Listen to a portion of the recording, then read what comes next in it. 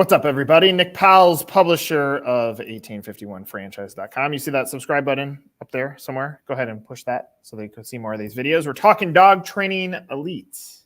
Coming up next.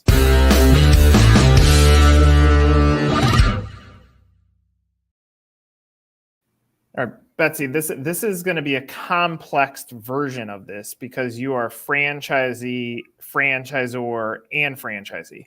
So right. I could have called this Meet the Z. We're calling it Meet the Zor, but I want to set that tone. So to help construct where our conversation goes, give me your franchise story. How do you even create a career that evolves into joining franchising? Yeah, so that's a really good question. And I'll try not to take too much time because it's like I'm not young, right? So it could be like a 30-minute discussion. I used to be an executive at ExxonMobil, and it was a great career opportunity, good corporate job, super challenging, but it wasn't really like my dream job. And so actually my husband found Dog Training Elite. And he was like, look, let's just like go for broke, right? Let's leave this environment and let's just do this.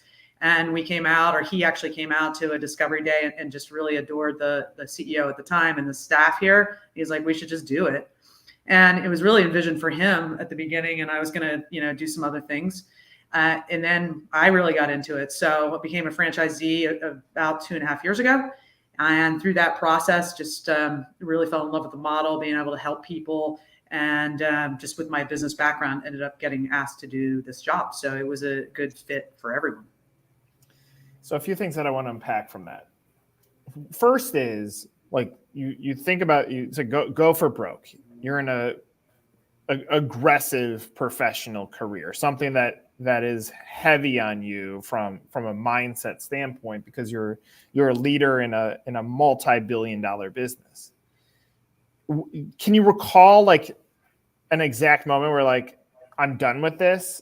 That was like I'm ready to look at. I'm open to exploring something else. Yeah, 100%. Like so, we lived in Africa. I was running some operations and big projects in Africa. And we were sitting there and I was in what we call the high potential category. So the folks that are in competition for the presidents and the CEO jobs. And I remember getting so stressed out about whether or not what my next job was going to be and whether or not that was going to be satisfactory for me to get the CEO role. Like I had done everything that they had asked me to do. I worked in corporate planning. I moved to Africa when they told me to. I lived in 3 countries in Africa, and all the reason it was this reality checkpoint where I'm like, wait, I'm only doing this to get to an end goal, which I don't even know if I'm going to be happy doing it. So I think it was just this realization in Nigeria that I was like, man, there are people around me that love what they're doing. I'm just doing it to get somewhere. And I was fortunate enough to be successful, but at the end of the day, I didn't want to be 55 and be like, man, well, now I have to work another 10 years because I'm the president. And so it was that realization that my objectives in life were not in line with what's best for my mental and physical health. Does that make sense? Yeah. If you go backwards from that moment, was it like, were you born driven that it was, and obviously you're in big business at that point, but underneath you is like just this driven mentality to win, and it didn't even matter what you were winning at. You were just drawn to the victory. Yeah, my husband says all the time, like, he's like, I said, well, I just want to chill out. He's like, man, you can't chill out. If you were the toll booth operator on the turnpike, you'd be like seeing who could collect the most tickets. So, my father is an Irish guy. He's a surgeon. There was no real, as a very young kid, it was just, be the best, right? So I credit him for a lot of my success, but also some of my mental health, my overambition, I guess, my drive. So yeah, that's for sure true. And ExxonMobil was a great place for me for that because it's very oriented around competition with your peers, right? There's an annual review every year. Who's better than who? Are you in the top 10%? If you are, how do you stay there? And it's a brilliant psychological model to keep A players engaged. Well, it's interesting in franchising, and this is pretty much any franchisor. It has some of those similar mentalities, and it's what's interesting. It's not completely black and white. Like franchisee of the year award, like who's deciding this? What's the criteria? But franchising is set up a little bit like that, but then it's not. Well, franchisees are also conditioned like I don't want more blood in my marketplace, even though it could like the collaborative mindset could have tremendous impact on unit level economics. They are protective there, but then it's like, but we're a part of a community. We're all together. So you go into this franchise world as a franchisee. How are you navigating your own your mental focus as a CEO candidate into a smaller box operation? Like how did you approach that shift? Yeah, it was pretty hard actually, from, managing thousands of people to now I'm managing myself and my husband, which I would argue he's harder to manage than 2,000 people, but that's another story for another time. But it felt so good. The transition was made easier because it felt so good that every hour I was spending was about making people in my community better. And also this for the unit economics, it was for my unit, right? Other than the royalties, which I accept because I wasn't ready because I came from a giant corporation just to go off and start my own business. So the model at Dog Training Elite just fit us perfectly because, it's sort of just do you, right? Work hard. If you work hard and you hustle, you're going to make money. And so that drive transitioned from drive to be regarded as the best to actually being the best, if that makes sense. Yeah, and then you're looking at a scale mindset just in a different type of volume of cash, right? Right. But it's interesting, how it, when I was managing our corporate plan, we were spending, our company plan, we were spending, at that time, $18 billion a year, right? So it's a much different mindset when you're watching the $500 spend on your potential show because 50,000 was lost in rounding for us, so it was difficult. But at the end of the day, all the things that I learned at ExxonMobil as far as running spreadsheets, looking at rate of return, understanding how to invest the money, what is it, you're probably going to go negative at the beginning, but how do you get that cash back, and really analyzing your success applied just on a much smaller scale. So you go. You're now a franchisee. You're operating, and talk about now the transition. Like you do get the call that you're waiting on at ExxonMobil. You get it at Dog Training Elite that says, "Well, what if you weren't just a franchisee? What if you were leading us? What was that like? And did that feel like true validation that all the hard work you were putting on at ExxonMobil, you knew you had the skill set, but right. How did that feel?" It was a little, I would say I was a little schizophrenic about it in that, it felt really good to have achieved, to be in consideration for the job that I was so driven to have at this giant corporation. It felt good because the original CEO, I think, did an amazing job of setting us up for success. But at the same time, I was like, look, I can't become the same person that I was. And then so that's why I took some time to really think about it. And then I realized that I just love Dog Training Elite, and I love the franchising model where the franchisees can still run their business. They're not employees of mine. I don't have to do evaluations and rate them 1 through 5 and determine who's going to get a salary bump. They do them, and I still get to use all the lessons that I learned. So it took a couple of days. I think I was definitely, I thought about it. I was, I took my time, and I'm a highly analytical person before I agreed to do it. But it feels really good doing it now. It doesn't, it's not the CEO of ExxonMobil, thankfully, now I just get to help get this business where it was intended to be. And it feels really good to be part of that. I've always felt that leaders that have walked the day in the shoes of a franchisee, whether that was totally as a franchisee or somewhat on the periphery of being a franchisee, gives a different lens into the way that there going to operate the company, because you knew what it felt like when the franchisor was interacting with you, and it was positive. Obviously, you were pleased with what the opportunities were with Dog Training Elite. Mm-hmm. Does that give you an advantage now? And then as you've taken on this role and you're crafting your own vision for the organization, how is that sticking to other franchisees? And are they seeing like you're one of us and now you have a voice? Or are they saying, well, why is she in charge? Like, what has that been like? So it's had its ups and downs, as you can imagine, in any environment like this. I think there's some credibility, like you said, that's probably the right word, like that I have street cred, that I can have that conversation with them and saying, look, I'm not going to make decisions that hurt you because I own 16 territories in Dog Training Elite. That hurts me. And I make far more money in my franchises than I do in this role. So it doesn't really benefit me to sacrifice anything and put the franchisees into a position where they're going to make less money, because that means I'm going to make less money. And frankly, that means the corporation's going to make less money. Well, I want you to play on that just a little bit more, because I think like that's the difference between good and bad franchisors too. The ones that have no corporate footprint, every decision impacts someone else. And you just said, like, why would I ever make a decision that would impact me? Right. Negatively. Right. I'm going to make a decision that I'm going to make the decisions that we're going to make are going to be to benefit everyone, because, I just like anybody, right? I mean, there's all sorts of messaging that we can say that everything is about the greater good. It is. But frankly, I mean, for all honest, I have to take care of my family too. So that's why I'm not going to put anyone in jeopardy. But we're growing so much that's where the kind of ups and downs come. We've got a lot of varying level, a lot of different types of franchisees, and some see things a little bit differently than I see them, and so it's far from perfect, but we're working through it and just trying to all row in the same direction.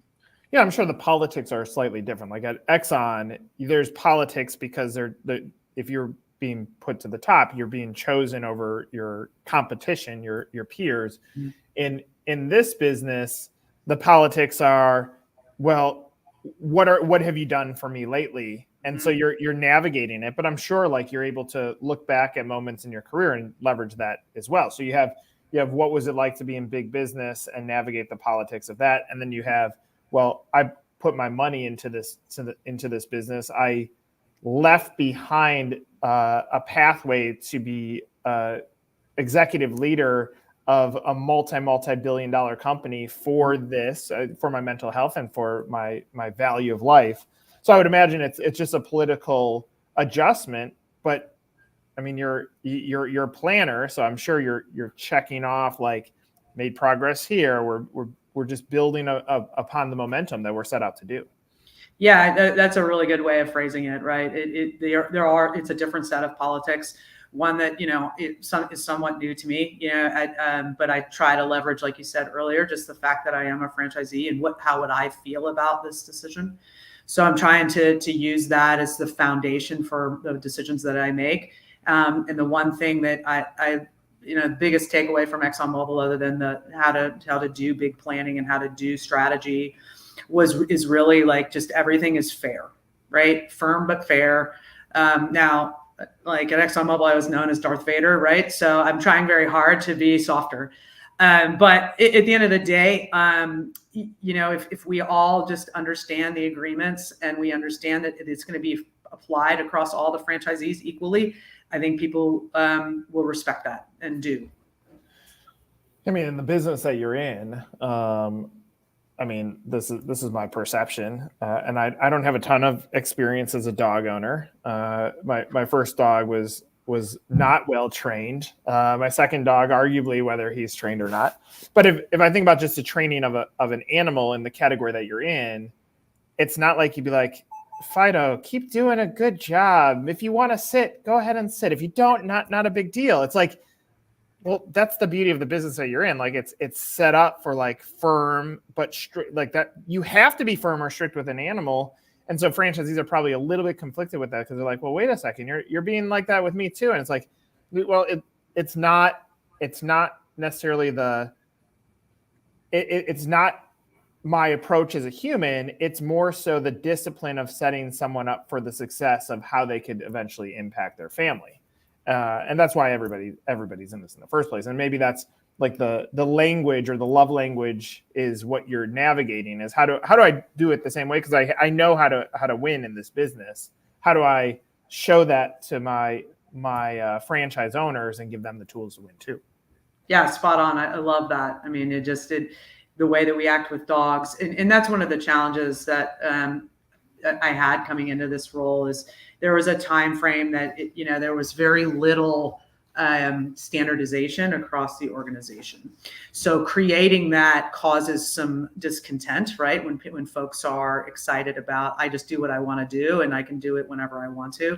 But as you well know, right, as we grow towards 100 franchisees, we can't have 100 different types of dog training or dog packages, but with that, you get more national recognition, which equals more profit. And so we're fighting through it, and we're growing together. I think that's the best way to put it. Yeah, I love that. So what I like to do in these interviews is obviously set up the personality of the leader. And so we've gone through kind of your pathway from going from executive leadership into franchisee and now onto the franchise side. When we're now shifting over here and you're crafting your own vision, what is the reason a buyer should look at Dog Train Lead? How have you stood out as a franchise opportunity? And even some of the things that sold you and your husband on saying yes in the first place, what were some of those?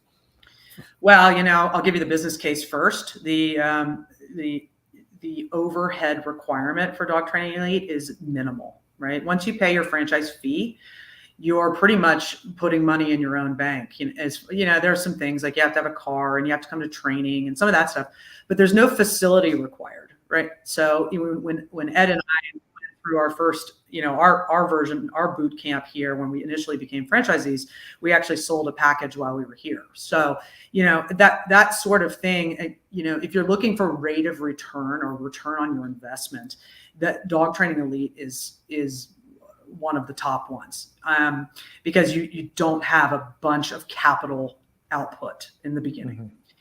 Mm-hmm. The second reason is that you really do get to help a lot of people, and that can be from just basically like you were saying. I have a family pet. I've got a lot on my plate. I've got jobs. I've got kids. I've got whatever. I just want this dog to be good. So you can make families' lives better. And then to the extreme of the things we do, you can really help people with medical, either visible or invisible disabilities. So if you're in that realm where you want to make a difference in the world, you can do it with us. And that's another thing actually that I struggled with ExxonMobil a little bit. I was making a lot of difference for the CEO and for the shareholders, but there was all sorts of drama about the energy industry, right?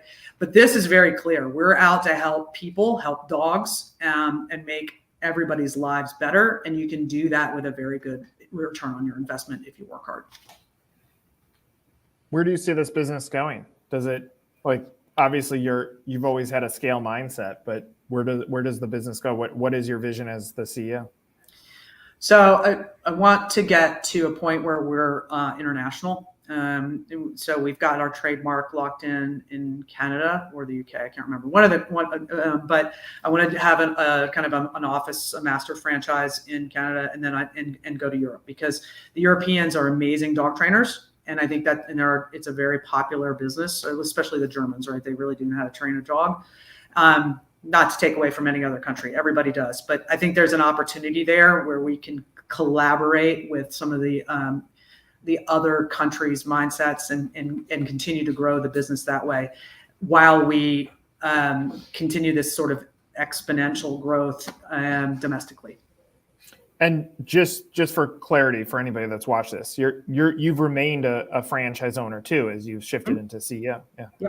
Yep. So I think that's territories, and 3 in Southeast Louisiana. So that's New Orleans and Baton Rouge, and then 13 in the Philadelphia area. So it shows that you figure out a way how to do multi-state scale, which again, and if I'm looking at who do I buy from, and I've said this multiple times, I always buy or bet on the jockey, not on the horse. The horse is Dog Training Elites, but I'm going to bet on the jockey, which ends up being the executive leadership team that's guiding this business forward. Because if they know what they're doing, then that's only going to impact me as a franchise owner. And so for you to be a multi-state operator, in addition to now leading the company, I think that's a pretty good definition of the why Dog Training Elite, and why now is I heard it earlier, you're growing at a pace that is significant. That means territory availability is diminishing, which if you're trying, anybody that's looking at a brand, like, you don't want to have fear of missing out. And so if you're looking at an opportunity like this, you love pets, you obviously have to love dogs to some extent. Then look, the jockey has a pretty good story. So I got Betsy, something. I don't know what, but I got something. I love it. Well, thanks for sharing some of your story with us. I appreciate it. It's awesome. And looking forward to seeing what happens next. Thanks, Nick. I appreciate the opportunity. Really appreciate the interview. For Betsy, I'm Nick. This is another episode of Meet the Zor / Meet the Z, but Meet the Zor. Take care, everybody.